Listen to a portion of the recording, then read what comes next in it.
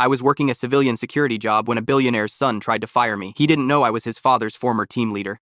I took the security job at Victor Enterprises 3 months ago, hiding my military background from everyone except the CEO himself. The polyester uniform itched against my skin after 15 years of combat fatigues, but the job paid better than most security positions. I stood at my post by the exit doors, scanning the room full of wealthy donors attending the corporate fundraiser. Renee approached me with a clipboard in hand. She'd been my supervisor since day one and never suspected I had 3 combat tours under my belt. "Marcus, I need you on high alert tonight. The CEO's son is here, and he tends to get difficult when he drinks," she said. I nodded. Understood. Simone, the event coordinator, gathered our security team for a quick briefing before the guests arrived. She pointed out several VIPs we needed to monitor throughout the evening. "Blake Whitlock requires special attention," she explained. "He's the CEO's son and has a tendency to overindulge." The fundraiser began promptly at 7. I maintained my position, watching as the wealthy and influential filed in wearing outfits that cost more than I made in a month. 4 hours into my shift, I spotted him. Blake Whitlock entered wearing a designer suit that probably cost more than most people's cars. His girlfriend Talia clung to his arm, laughing at something he whispered in her ear. I recognized his type immediately. 30 years of never hearing the word no. Victor Whitlock arrived shortly after, commanding the room with his presence. Our eyes met briefly across the crowded space. He gave me a subtle nod of acknowledgement before continuing his conversations with donors. I watched Blake throughout the evening. He drank heavily, switching from champagne to bourbon within the first hour. His voice grew progressively louder as the night continued. "Another drink," he demanded of a passing server, snapping his fingers impatiently. Talia placed her hand on his arm. "Maybe slow down a bit, babe." He shrugged her off. "It's my father's party. I'll drink as much as I want." I maintained my professional demeanor despite recognizing several former clients in the crowd. Men I'd protected overseas now mingled with champagne flutes, unaware their former security detail now worked for $12 an hour. Blake cornered a young waitress near the bar. "This bourbon is watered down. Bring me something decent." The poor girl apologized profusely. "I'm sorry, sir. I'll get you another right away." Blake's executive assistant, Noelle, approached him cautiously. "Mr. Whitlock, your father would like a word when you have a moment." Blake turned abruptly, spilling expensive bourbon down his designer sleeve and onto Noelle's blouse. "Look what you made me do." Noelle froze, mortified as the liquid soaked through her white shirt. "I'm so sorry, Mr. Whitlock. Do you know how much this suit costs?" Blake's voice carried across the room. "More than you make in a year." I moved from my post, approaching the situation calmly. "Sir, let me help you with that." I handed Blake a napkin while discreetly passing several more to Noelle. Blake's eyes narrowed as he focused on me for the first time. "Who the hell are you?" he demanded. "Marcus, sir. Security." I kept my voice neutral and professional. Blake looked me up and down with obvious disdain. "Well, Marcus from security, shouldn't you be standing by a door somewhere instead of interrupting private conversations?" Noelle took the opportunity to slip away, mouthing a silent thank you in my direction. Blake noticed, and his expression darkened further. "I don't recall asking for your assistance," he said, his words slightly slurred. "Get back to your post before I have you removed." I nodded politely. "Yes, sir." As I turned to walk away, Blake grabbed my arm. "Wait, I know you from somewhere." I maintained my neutral expression. "I don't believe we've met before, sir." Blake stared at me for several uncomfortable seconds before releasing his grip. "Whatever, just stay out of my way for the rest of the night." I returned to my post, feeling Blake's eyes following me across the room. Talia appeared at his side, whispering something in his ear while glancing nervously in my direction. Blake drained his glass and headed toward the bar for another drink. I could tell from his unsteady gait that he'd already had too much. The night was far from over, and I had a feeling Blake Whitlock wasn't finished with me yet. Blake stormed across the room toward Renee, his face flushed with alcohol and anger. I watched from my post as he jabbed his finger into her clipboard, demanding information about me. "I want that security guard's employee file, now." His words slurred slightly as he swayed on his feet. Renee maintained her professional composure. "I'm sorry, Mr. Whitlock, but personnel records are confidential." Blake's laugh was cold and dismissive. "Do you know who signs your paychecks? My father owns this entire company." I kept my eyes forward, pretending not to notice the confrontation. Blake wasn't finished with me yet. I could feel it. He pulled out his phone, stabbing at the screen with unsteady fingers. "Roman, get down to the fundraiser immediately. I need you to handle a situation." 10 minutes later, Roman appeared at Blake's side. Victor's head of security was a former police officer who took his position very seriously. He approached me with an apologetic expression. "Marcus, I need a word." Roman gestured toward a quiet corner of the room. I followed him, maintaining my professional demeanor. Blake trailed behind us, a smug smile spreading across his face. "There's been a complaint about your behavior tonight," Roman said quietly. "Mr. Whitlock has requested your removal from the event." I nodded calmly. "I understand, but I'd like to clarify what happened." Blake interrupted. "There's nothing to clarify. You're done here." Roman shot Blake an uncomfortable glance. "Sir, we still need to follow protocol." Blake's face darkened. "Protocol? I don't care about your security protocols. I want him gone." I reached for my phone. "Should I call Victor directly about this?" Roman's eyes widened. "You have Mr. Whitlock's direct number?" "He gave it to me when he hired me." I kept my voice neutral, revealing nothing about my history with Victor. Blake's confidence faltered momentarily. "You're bluffing." I said nothing, simply holding his gaze. Blake turned away first, heading back toward the bar. Roman leaned closer. Look, just try to keep a low profile for the rest of the night. Blake has pull with the company, but he's not in charge of security. My phone buzzed with an incoming text. It was from Malik, my former teammate from our military days. Heads up, Blake Whitlock is bad news. Reputation for getting staff fired when they cross him. Be careful. I slipped the phone back into my pocket. Blake was at the bar now, downing another bourbon while glaring in my direction. He whispered something to Talia, who glanced nervously toward me. The memory surfaced without warning. Victor's convoy, the ambush outside Kandahar, the explosion that flipped the lead vehicle, my team moving in through heavy fire to extract the civilians. Victor had been pinned down, bleeding from shrapnel wounds. I'd carried him through a hail of gunfire to the extraction point. His words as we lifted off in the helicopter still echoed in my mind. I'll never forget this. Never. Wesley, Victor's personal assistant, approached me with a concerned expression. He spoke quietly, keeping his back to the room. Marcus, it might be best if you took a break. Blake is making calls, trying to have you removed permanently. I nodded. Thank you for the heads up. Victor wouldn't approve of this, but he's tied up with donors right now. Wesley glanced nervously toward the VIP section. I had just decided to step outside when Blake appeared directly in front of me. His expensive cologne couldn't mask the smell of bourbon on his breath. You think you're untouchable because you have my father's number? His words were more slurred than before. I remained silent, maintaining my professional stance. Blake reached for my security badge, trying to yank it from my shirt. This is coming off. You're done working here. His fingers fumbled with the plastic ID card. I stepped back smoothly, avoiding his grasp without touching him. The movement was instinctive, born from years of combat training. Blake's face contorted with rage. Don't you dare move away from me! Do you know who I am? Several guests turned to watch the commotion. Talia hurried over, trying to pull Blake away. Babe, please. Not here. She tugged at his arm ineffectively. Blake shook her off. Everyone needs to see this. This rent-a-cop thinks he can disrespect me in my father's company. He reached for my badge again. Give me that ID right now, or I swear I'll have security throw you out on your ass. I remained perfectly still. Sir, I don't report to you. The simple statement enraged him further. Blake's face turned a deeper shade of red. Everyone in this building reports to me. My father owns everything you see. He gestured wildly around the room. Renee appeared at my side. Mr. Whitlock, please. We can discuss this privately. Blake ignored her, jabbing his finger into my chest. You think you're special because you have my dad's number? Call him. I dare you. I reached for my phone, scrolling to Victor's contact. Blake lunged for it, trying to knock it from my hand.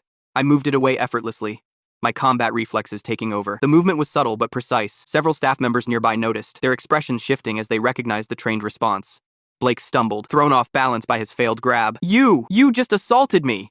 I hadn't touched him. We both knew it. The room had grown quieter, more eyes turning toward our confrontation. Blake straightened his designer jacket, his voice rising. Everyone saw that! This man just assaulted me! Talia pulled at his arm again. Blake, stop! He didn't touch you! Whose side are you on? Blake snapped at her. I continued scrolling to Victor's number, my thumb hovering over the call button. Blake saw this and made another grab for my phone. Don't you dare call my father! His voice had risen to a near shout. I stepped back again, maintaining distance without aggression. The movement was fluid, economical. More heads turned our way. Blake pointed at me, his hand shaking with anger. You're fired! Do you understand me? Fired! The room fell silent. In the sudden quiet, I heard the sound of footsteps approaching from behind Blake. Victor Whitlock stood in the doorway, his expression unreadable as he surveyed the scene before him. Blake stood in the middle of the crowded fundraiser, his face flushed with rage as he pointed at me. Everyone listen up. This security guard is fired as of right now. The room fell silent. Conversations stopped mid-sentence as donors and executives turned to stare at the unfolding scene. I remained perfectly still, my expression neutral despite the public spectacle. Sir, you don't have the authority to terminate my employment, I said quietly. Blake's eyes widened with disbelief. What did you just say to me? I said you don't have the authority to fire me. I kept my voice calm and professional. Blake laughed, a harsh sound that echoed through the now silent room. I'm Blake Whitlock. My father owns this entire company. I can fire anyone I want. Talia tugged at his sleeve. Blake, please, let's just go get some air. He shook her off roughly. Don't touch me right now. Guests began to edge away from the confrontation, creating a small clearing around us. I could feel dozens of eyes watching, waiting to see what would happen next. I'm going to count to 3, Blake slurred, swaying slightly on his feet. If you're not gone by then, I'm calling the police. I met his gaze steadily. Perhaps we should call your father instead. His face darkened to a dangerous shade of red. You think my father gives a damn about some rent-a-cop? He signs your pathetic $12 an hour paychecks. Blake lunged forward suddenly, his hand reaching for my shoulder. I shifted my weight slightly, a subtle movement that allowed his hand to pass through empty air without making contact. He stumbled, thrown off balance by his failed attempt and the alcohol in his system. Several guests gasped. The movement had been smooth, efficient, unmistakably military in its precision. Did you see that? Blake shouted, pointing at me. He just assaulted me! Renee stepped forward. Mr. Whitlock, he didn't touch you. Shut up, Blake snapped at her. You're fired too. Talia made another attempt to defuse the situation. Blake, baby, please. Everyone's watching. Good. They should see this. Blake's voice had risen to a near shout. They should all see what happens when someone disrespects me in my father's company. I remained motionless, my posture straight but relaxed. Years of combat training had taught me to conserve energy during confrontations. Blake recognized the stillness, and it seemed to infuriate him further. "You think you're tough?" he demanded. "Some kind of badass security guard?" I said nothing. My silence only escalated his anger. "Everyone who works here belongs to my father," Blake announced to the room. "That includes you. You're nothing but property with a pulse." I reached for my phone. "I think it's time I called Victor directly." Blake's eyes widened. "Don't you dare say my father's name like you know him." I began scrolling through my contacts, finding Victor's number with practiced ease. Blake watched in disbelief as I prepared to make the call. "You're bluffing," he said, but uncertainty had crept into his voice. I held up the phone, showing Victor's name and number on the screen. Blake's face contorted with rage. He lunged forward again, this time grabbing for my phone. I pivoted smoothly, tucking the phone away while maintaining perfect balance. Blake stumbled forward, nearly falling before catching himself on a nearby table. "That's assault," he shouted, though everyone had seen he was the aggressor. Several staff members were watching with new interest. I could see recognition dawning in their eyes. The way I moved wasn't typical security guard training. My movements were too efficient, too precise. Roman had appeared at the edge of the crowd, watching the scene with growing concern. He took a step forward, but stopped when Blake raised his hand. "Don't interfere," Blake shouted at him. "This is between me and this nobody who thinks he can disrespect a Whitlock." Blake straightened his designer jacket, his breathing heavy with anger. "You're done. Finished. I'll make sure you never work security in this city again." I remained calm. "That's your prerogative, sir." "My what?" Blake's face twisted with confusion and rage. "Your prerogative. You're right." I kept my voice level. "But I still report to your father, not to you." Blake's face flushed an even deeper shade of red. "My father will back me 100% when I tell him what happened here." "Then let's call him now." I reached for my phone again. "Stop!" Blake lunged for the third time, his movements clumsy and telegraphed. I sidestepped him effortlessly. Blake's momentum carried him forward, and he would have crashed into a waiter carrying a tray of champagne if I hadn't caught his arm at the last second. The intervention was automatic. Years of protecting civilians had made it instinct. The room went completely silent. My hand on Blake's arm was the first contact I'd initiated, and it had been to prevent him from falling. Blake stared at my hand on his arm with shock. "Get your hands off me." I released him immediately, stepping back to a respectful distance. Blake straightened his jacket again, his embarrassment fueling his anger. "You put your hands on me," he shouted, trying to reframe what everyone had witnessed. Everyone saw that. The crowd had grown larger. Guests were no longer pretending not to watch. They were openly staring at the confrontation. "I was preventing you from falling, sir." My voice remained calm. Blake jabbed his finger toward my face. "You're done! Fired! Get out of this building right now!" I stood my ground. "I'm afraid I can't do that. I'm on duty until midnight." Blake's face contorted with impotent rage. He wasn't used to being denied anything, especially not by someone he considered beneath him. "Do you know who I am?" he demanded, his voice cracking with anger. "Yes, sir. You're Blake Whitlock, son of Victor Whitlock." "That's right. And when my father hears about this..." "When I hear about what, Blake?" The voice came from behind Blake. The crowd parted silently, revealing Victor Whitlock standing in the doorway. His expression was unreadable as he surveyed the scene before him. Blake turned, momentarily stunned by his father's sudden appearance. "Dad! This security guard assaulted me. I want him fired immediately." Victor's eyes moved from his son to me, then back again. "Is that so?"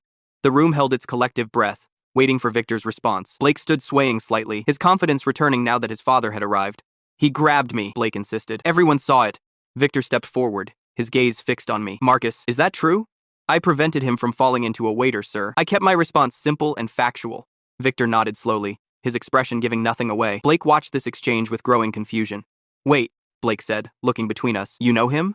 Victor's face remained impassive as he turned to address the room. "Ladies and gentlemen, please continue enjoying your evening. The situation is under control." The crowd hesitated, reluctant to miss whatever was coming next. Victor's expression hardened slightly. "Please." The magic word worked. Guests began to drift away, returning to their conversations, though many still watched from a distance. Blake stood frozen, suddenly uncertain of his position. Victor turned back to face me and his son. The room fell silent once more, as everyone waited to see what would happen next. Victor's voice cut through the tension like a knife. "Blake, that's enough." Blake turned to face his father, relief washing over his features. "Dad, this security guard assaulted me. I want him fired immediately." Victor ignored his son's demands, walking past him to stand directly in front of me. "Captain Marcus Reeves, it's been a long time." Blake's mouth fell open. "Captain? What are you talking about?" Victor placed a hand on my shoulder. "Ladies and gentlemen, I'd like to introduce you to the man who saved my life in Afghanistan 7 years ago." The room fell completely silent. Blake stared at his father in disbelief. "This man was my Special Forces team leader during the convoy attack outside Kandahar," Victor continued. "When our vehicles were hit, Captain Reeves carried me through enemy fire to safety." Blake's face drained of color. "What? That's not possible." Victor turned to face his son. "Everything we have, this company, our lives, we owe to Marcus and his team." Blake looked between us, struggling to process this revelation. "Why didn't you tell me? Why is he working security?" "Because that's what he wanted," Victor said simply. "And after what he did for me, I wasn't about to deny him anything." The guests began to whisper among themselves. I maintained my professional stance despite suddenly becoming the center of attention. Victor addressed the crowd. Please, continue enjoying your evening. The situation is resolved. The guests reluctantly dispersed, though many continued watching from a distance. Blake stood frozen, his earlier confidence completely evaporated. Marcus, may I have a word in private? Victor gestured toward a nearby office. I nodded. Of course, sir. Blake stepped forward. Dad, I didn't know. Victor cut him off. We'll discuss this later, Blake. I followed Victor into his private office adjacent to the main event space. He closed the door behind us and sighed deeply. I apologize for my son's behavior, he said. There's no excuse for it. I shook my head. No apology necessary, sir.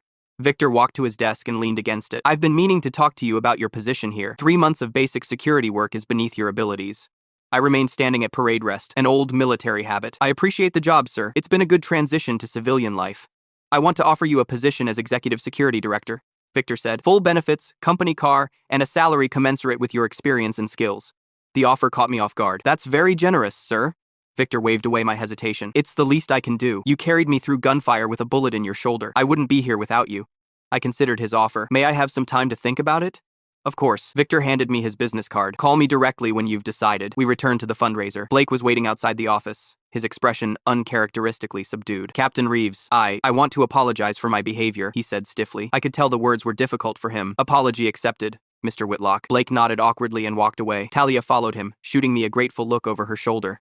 The next morning, I met Malik at a coffee shop downtown. He listened intently as I explained Victor's offer. Executive Security Director? That's a serious step up from standing by exit doors, Malik said. I sipped my coffee. It's more responsibility than I was looking for. Malik leaned forward. Look, you've been hiding behind that security uniform for 3 months. Maybe it's time to stop running from who you really are. His words hit home. I've been avoiding my past, pretending to be just another security guard. You've got skills most security firms would kill for, Malik continued. Why waste them? I nodded slowly. You make a good point. 3 days later, I accepted Victor's offer. My first act as executive security director was implementing a complete overhaul of the company's security protocols. Roman was initially skeptical, but quickly came around when he saw my plans. This is impressive, Captain. Military-grade security for a civilian corporation. I corrected him gently. Just Marcus now. The captain stayed in Afghanistan. A week into my new position, Blake approached my office. He knocked tentatively on the door frame. Got a minute? He asked, his usual arrogance nowhere to be seen. I gestured to the chair across from my desk. Of course. Blake sat down awkwardly. My father told me everything. About the ambush, how you carried him to safety despite being wounded yourself. I said nothing, waiting for him to continue.